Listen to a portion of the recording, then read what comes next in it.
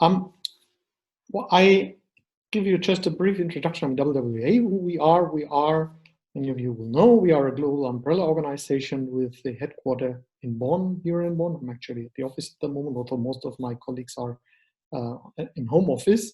We are based in the UN campus, like 200 meters away from the UN Climate Secretariat. That's also empty at the moment. So in an international environment, Arena Innovation and Technology Center is also not far away. So actually, even without traveling, we can, in principle, meet many people here where we are based. But our members, including our board members, are from around the world. We have members in more than 100 countries. In total, more than 600 members, and many of them are national associations. So we are very much an umbrella organization. So let me go to the next. We are indeed focusing on which instruments are important, useful to support this transition that, as Hans-Josef mentioned, we need to come to 100% renewable energy supply worldwide. And I think that is very important to understand that. We need a fundamental shift. More and more people are now talking about that. And we as an association, we try to identify where are the aspects which are missing, where are the elements and what is working well. So we have noticed that the feed-in tariff worked very well and was really in many markets introducing markets so that there was a growth and the cost went down thanks to sizable markets. When it started that governments moved away from feed-in tariff to auctions, for whatever reasons, that's not the topic here, we decided that we want to do a study to analyze what is the impact on that. And we decided to go for Germany because that's been one of the key markets, one of the leading markets in particular, with a very high portion of small and medium-sized companies, investors, and community investors in particular. So we did a 2.5-year study, also, of course, expecting that some of the outcome will also be relevant for other parts of the world. So we actually interviewed those investors. In total, there were 50 participants, most of them like CEOs of wind farms, and we asked them, what is your opinion and how do you see the impact of that paradigm shift away from feed-in tariff to auctions. Let me, a little bit problem here to move to the next slide. So yeah, the German government, they officially pursued 3 goals when they switched from feed-in tariff to auctions. They wanted firstly to be closer to what they can control, the volume of the market. They wanted to have 2.8 gigawatt in the years 2017 to 19 and 2.9 gigawatt from 2020 onwards. Having in mind that 2017, the last year which had only feed-in tariff, there was a 5.3 gigawatt market, onshore wind market. Second goal was improved cost efficiency. I think that is understandable because we should not put more burden on consumers of electricity than it is necessary to have reasonable investment. And thirdly, that is related to what I just said, preservation of diversity of actors, which has a lot to do with the importance of small, medium-sized enterprises and community-based investors on the German market, which, as we see, is playing a crucial role in the acceptance of wind farms, and we can see this in many other countries as well. So,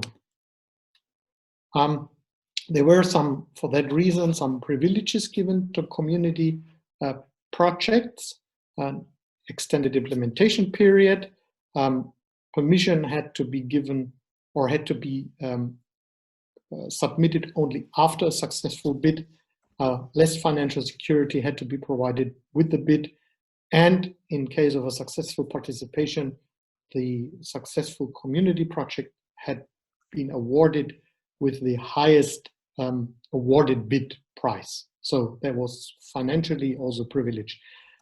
After a while, the first 2 privileges were abolished, and only the 3 and 4 are still now active. So one reason for that was that many community energy projects were successful in the first auction rounds in the year 2017, but that was mainly because the definition that was used in the renewable energy law was not sufficient. The definition that you can see here on the left side only referred to voting rights, legally only voting rights. That was defined, and you had to prove voting rights are with a certain number of people living in a certain area. While we had already, like 10 years ago, come up with the definition of community power with 3 elements, which not only refers to voting rights, but also actual shareholders, who are the shareholders and who gets the benefit. So from that, you can already see that that was not a very successful approach, and we want, of course, in this regard. So let's look at the performance of the switch to the auction system.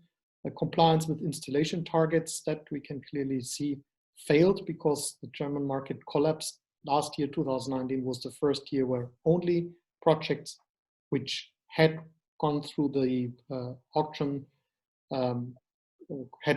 could be installed, and the market collapsed from these 5.3 gigawatt in 2017 to around only 1 gigawatt of additional onshore wind capacity in the year 2019.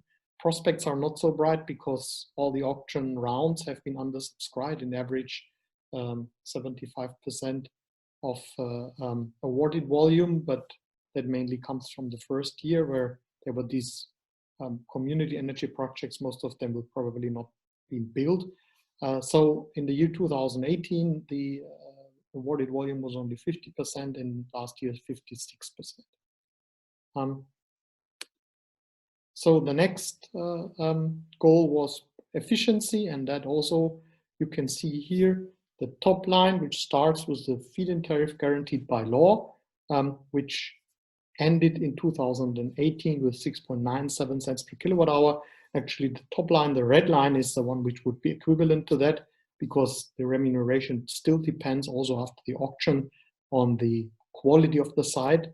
And what you can see here, that the remuneration of the successful bids are substantially higher than the previous feed-in tariff was, around 16%. And that situation here, the graph ends 2019, but 2020, that is still the same situation. So there is no efficiency gain, but there are less projects. That's what we can see.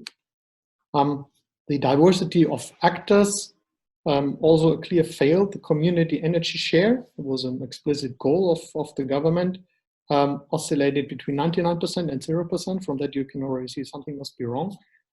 It's a bit difficult to have a very kind of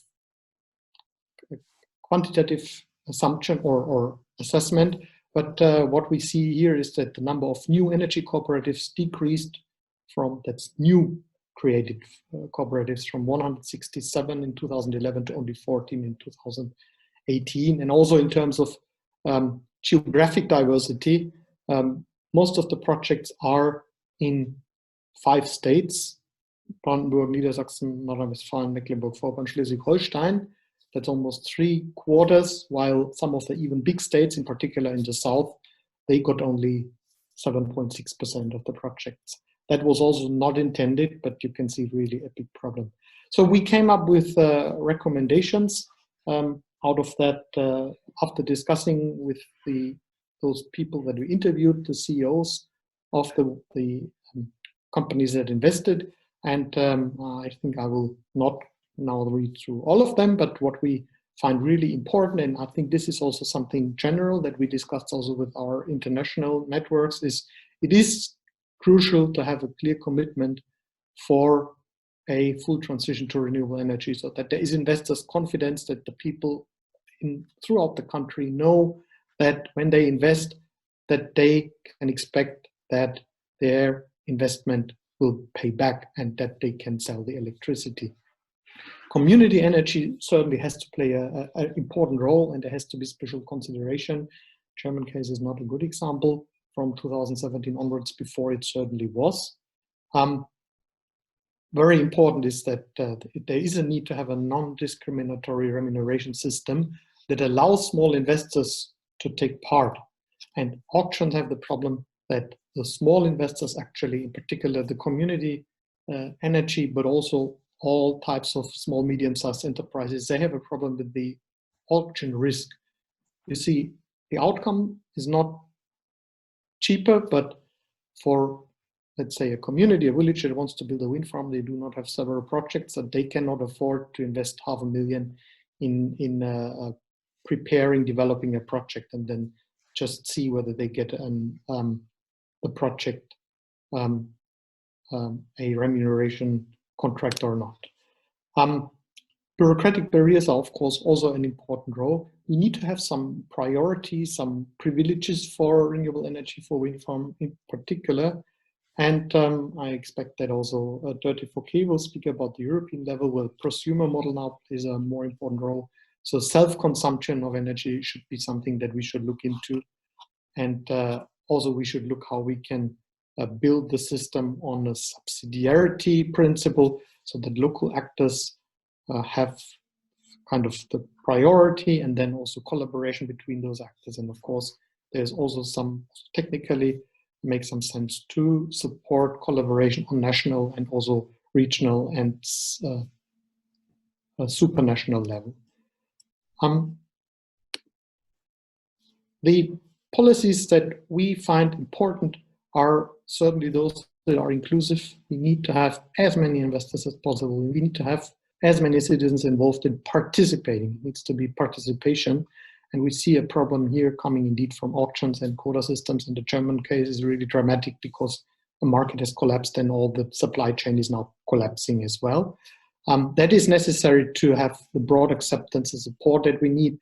Also now in particular in this situation where we need strong economic recovery strategies. And it's very clear that a recovery strategy has to cover all regions, and that's where renewable energy usually is used.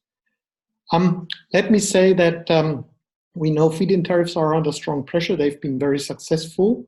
That's something we should be aware of, but we will hear also from others now.